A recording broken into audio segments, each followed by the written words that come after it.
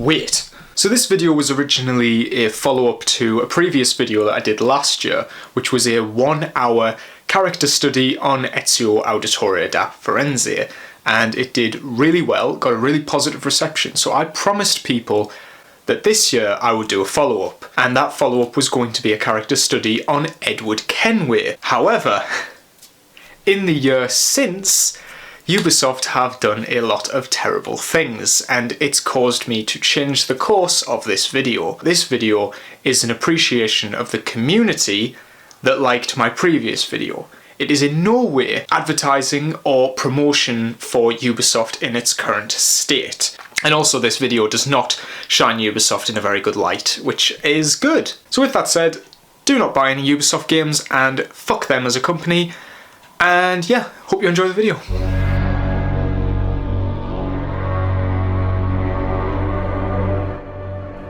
Assassin's Creed Valhalla is the latest in Ubisoft's attempt to change the Assassin's Creed franchise by steering away from the actual assassins and by focusing their attention on an outsider that could be more accurate to the time, whilst also providing commentary on how people of that time period would view the beliefs of the assassins and challenge them to give us a new perspective on the franchise. Oh, shit, sorry, I'm reading the part about Black Flag. This actually happened 8 years prior in November of 2013, when Assassin's Creed 4 Black Flag was released to much praise, despite the protagonist of the game not being an assassin until the very end. Players had no quarrel, and yet they do with the game that Valhalla was. It's important to keep in mind throughout this that I have not purchased or played Valhalla, because after the 85 hours that I sunk into Odyssey,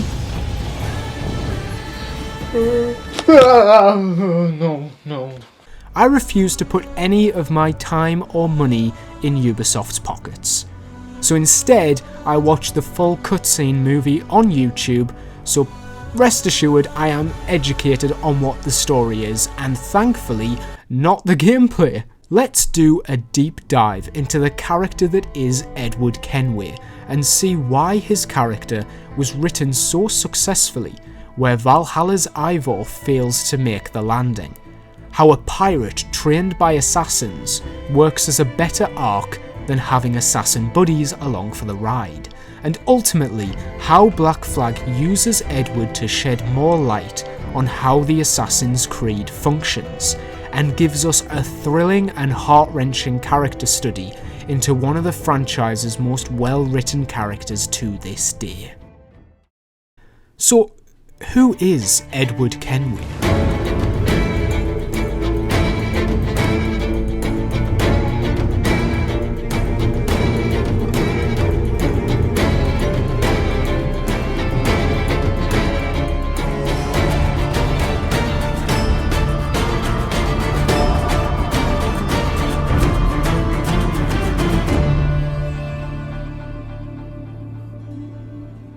Edward is perhaps the first morally grey protagonist of the series.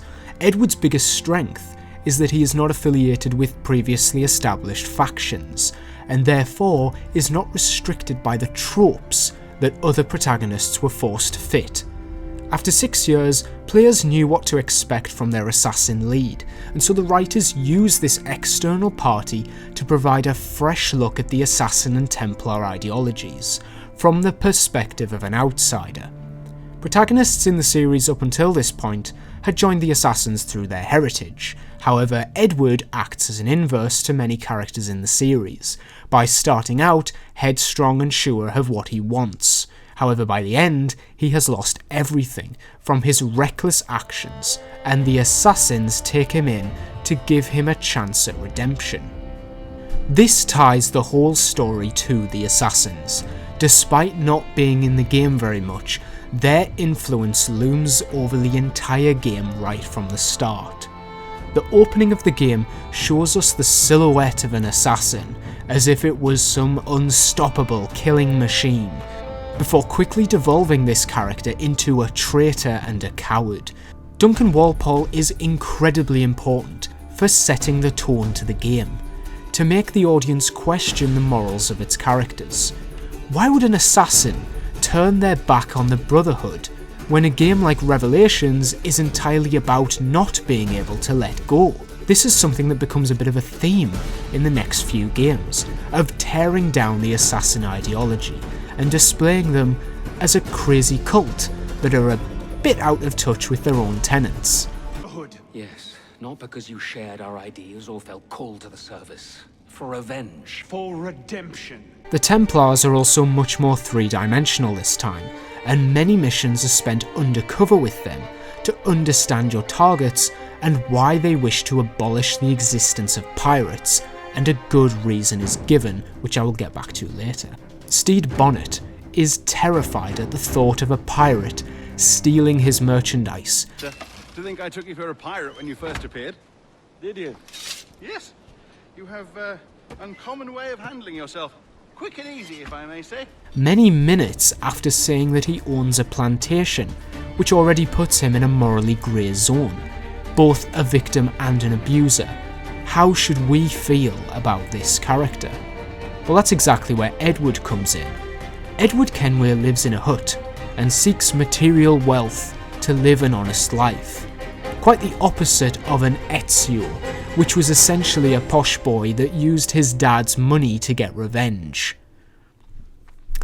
You know, this is the same character. I made a 1 hour video. That works for that story, but here we get something richer, as... that's ironic, actually. As Edward starts his quest to bring him and his wife out of poverty, so they can live a better life, in better conditions. Of course, he is essentially running away from his wife, which shows he's more interested in seeking these material possessions than the emotional connections he already had, and we see this completely reverse throughout the course of the story. Edward steals Duncan's robes and uses them to get what he wants. Upon arriving in the Caribbean, Edward has become focused on earning enough money to go home. The intentions are there, but the execution isn't. He has killed and stole another man's identity, but even that man was a traitor, so how wrong was he really to do it? Assassin's Creed games have always had missions where you kill a guard and impersonate them. While traveling through Forli, I took her at her leisure. She said it's strictly business, such business was my pleasure. Ah yes, that's the man I made a 1 hour character study on. And yes, this is a new setup, and yes, it's coming halfway through the video. Do you like it? In this case, you're wearing the robes of a traitor to the cause, and flamboyantly showing them off without knowing what they mean. In a writing capacity, this skips so many corners, because you don't need to do the whole origin story of Edward understanding the assassins, but you can get the iconography in there almost immediately, while reassuring people that, hey, you're dressed as an assassin, and you're going to meet Templars. This is absolutely an Assassin's Creed. Oh, that reminds me. Valhalla seems to completely miss the idea of integration. If your story has nothing to do with the assassins, then why are they here? They offer a few winks and jokes at the franchise, but Hytham and Basim have no reason to just be assassins. And Eivor's role in the game does not give us any inflection on the assassins or Templars.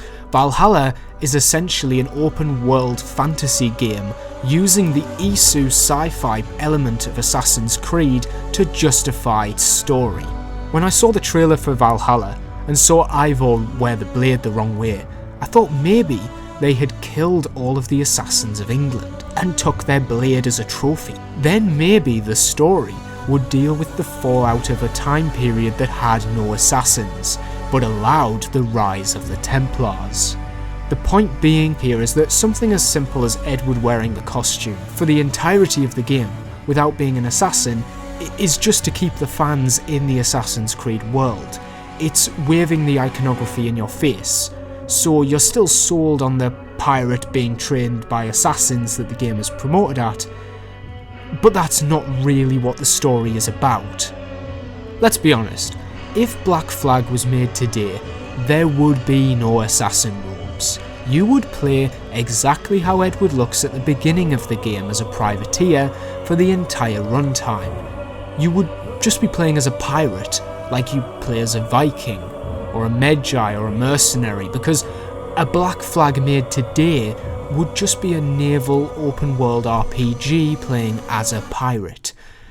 And I've only just learned today that Ubisoft are making a game called Skull and Bones, which is literally that game. While we're on the topic of the costume, a big part of the Ezio breakdown I did last year was me spending way too much time breaking down the costume. But I'll reiterate here what I said in that video. The costume is what you'll be seeing for at least half of the entire playthrough. So I think it's important to touch on the decisions that were made with Edward's costume. And Edward's costume does tell a very interesting story.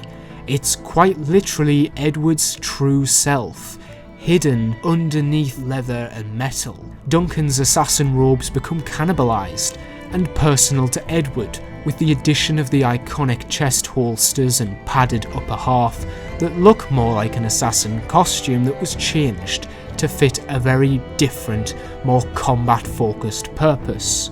Every assassin prior had robes that were lavishly detailed and clearly very expensive to craft.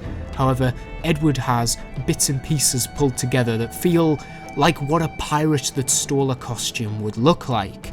It's a big telling sign that he is not affiliated with the assassins, and when you look at even the next game in the series with Arno, his costume screams uniformity and simplicity. You can tell that Arno is a goody two-shoes assassin because his costume lacks a real sense of personality, apart from the little French flair, in contrast to his final costume, which has way too much personality. For redemption. Edwards isn't messing about with theatrics. It is focused on getting the job done, practically, much like Edward himself. Now, when I said the costume is what you'll be seeing for half of the playthrough, that's because Edward's ship, the Jackdaw, is the other half. There's not really much to break down with the design, because it is a typical Spanish brig. However, the name Jackdaw does have a personal connection to Edward's hometown in Swansea. Being a swift and smaller bird, much like the Jackdaw, is the perfect counterpart to Edward as a faster and leaner vessel, compared to Edward's brutish fighting style. The Jackdaw is just one of the many examples of how pirates would steal vessels and claim them as their own. The Jackdaw was formerly El Dorado of the Spanish fleet, but was stolen and changed to fit Edward's personality, much like Duncan's assassin robes. Edward wants money, and is willing to fuck over anyone and everyone to get it. The problem is that every other pirate in the Caribbean has the same idea, and they all live in one place. Nassau always reminded me of Masyaf, not because it has a fort, because Masyaf was a monument to the strength of the assassins' combined ideology. Nassau is a bunch of selfish drunks, using this space to be wretched and live life free of restraints. I like to think of it as a perfect inverse to what the assassin is. These people are ultimately lost in their ambitions and goals.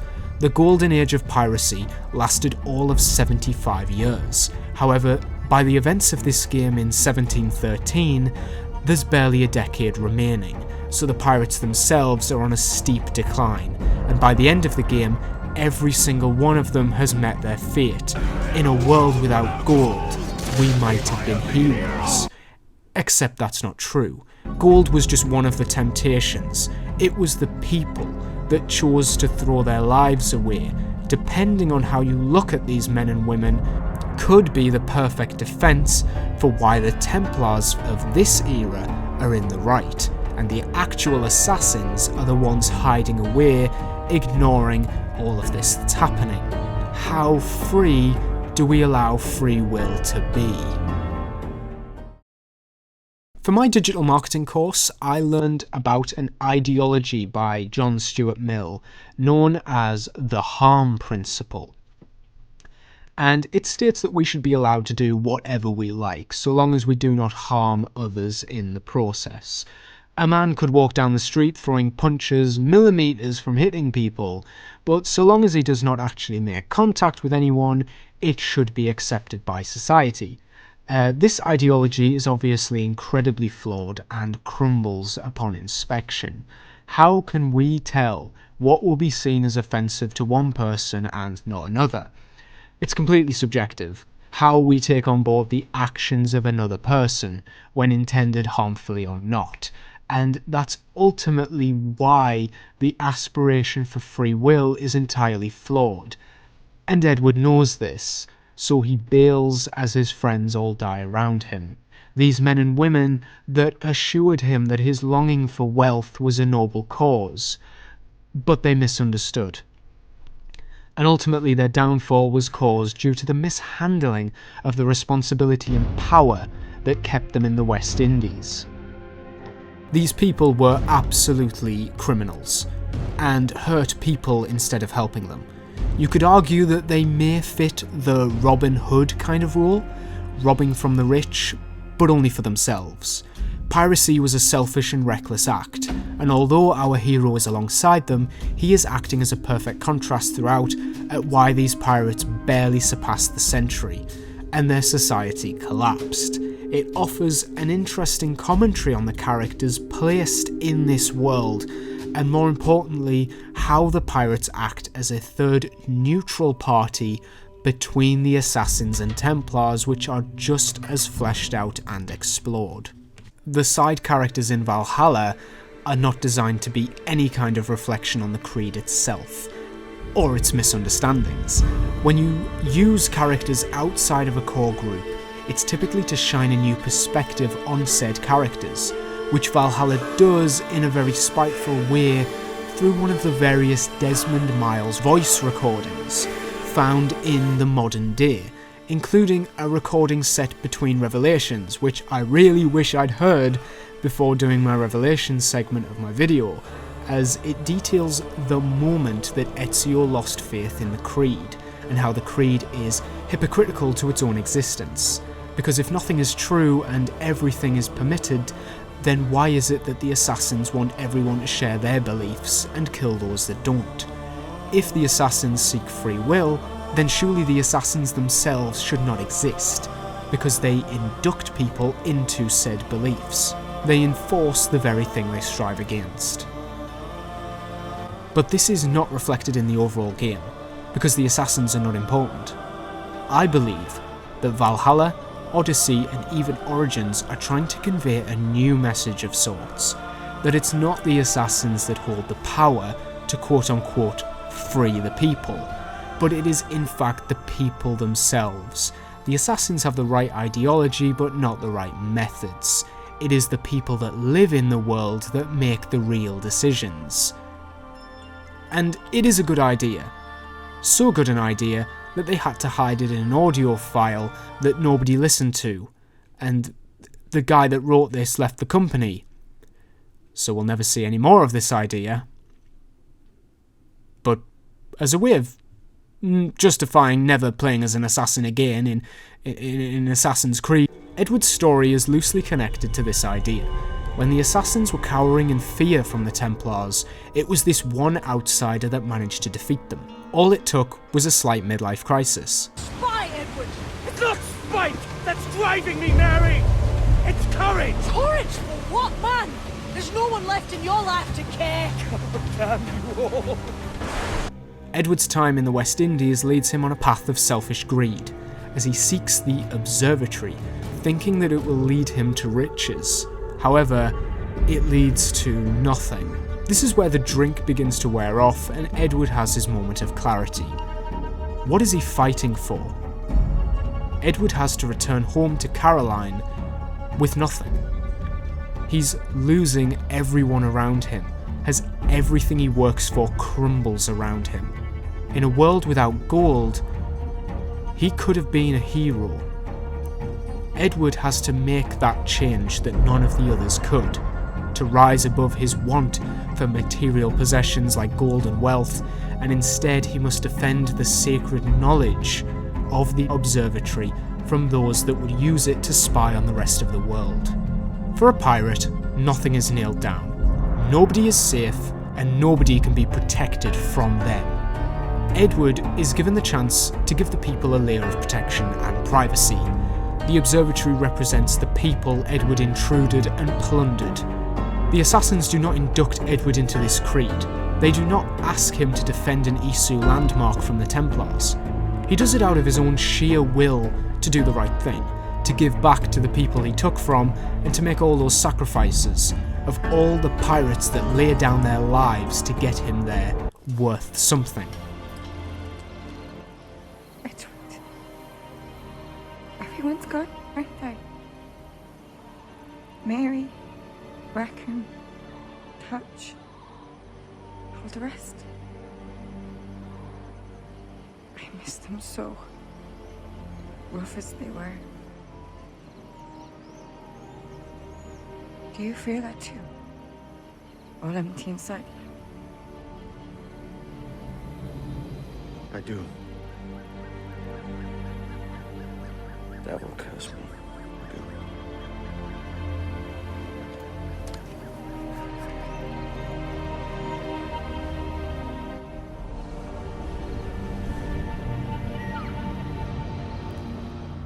The main problem with Eivor is not that they are a badly written character, but that they are not a character at all. Eivor, much like Cassandra or Alexios from Odyssey, are given lines of dialogue to say whichever emotion fits the sentence, but nothing outside of that, and it causes all the actual performance to be lost in the player's choice.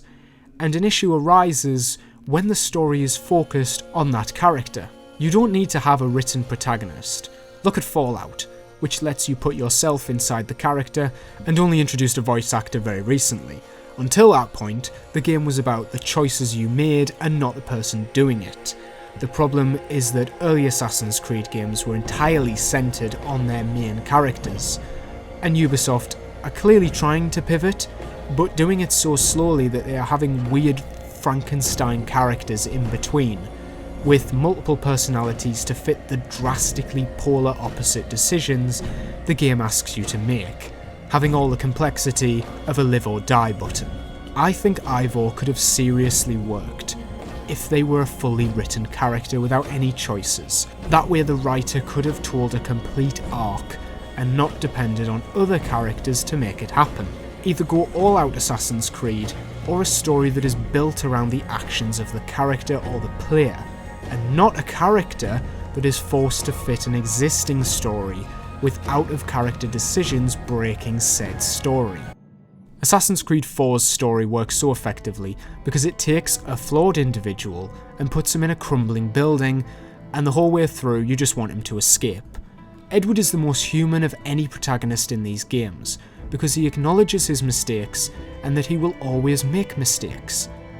We know that he doesn't make it, that he fails in his own right to live up to the legend of Ezio or Altair, but that's because Edward was never trying to save the world back in London.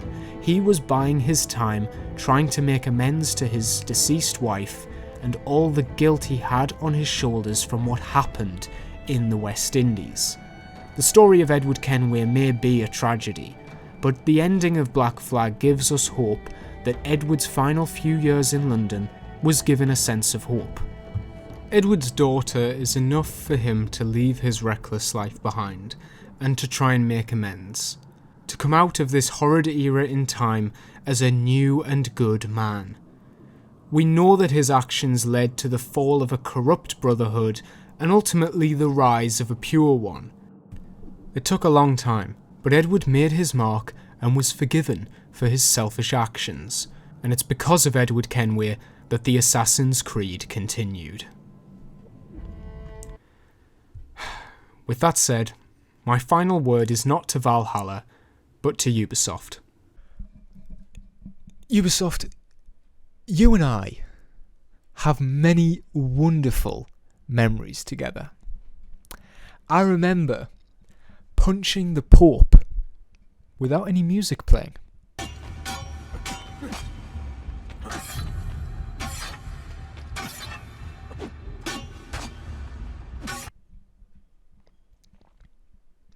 Good times. I remember that little son of a bitch that is the mission in Assassin's Creed 3 where you have to kill everyone on the boats undetected. Oh, I didn't forget.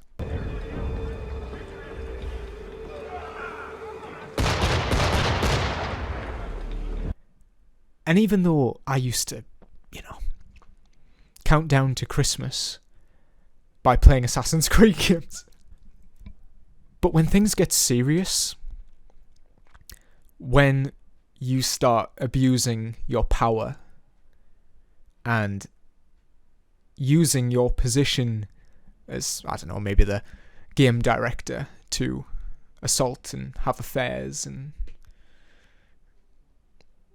that tends to put a little bit of a stain on our good friendship, because you're damaging the franchise beyond repair, and maybe it's getting you a lot of sales, but in the long term it's going to have very serious consequences. And Valhalla should have known better, and it should have learned from that man up there. It's Edward Kenway. I know the camera can't see it, but up there is a majestic picture of Edward Kenway, which I watch every single night before I go to bed. I'm done. I'm done with Assassin's Creed. And you have no idea how much it hurts to say that.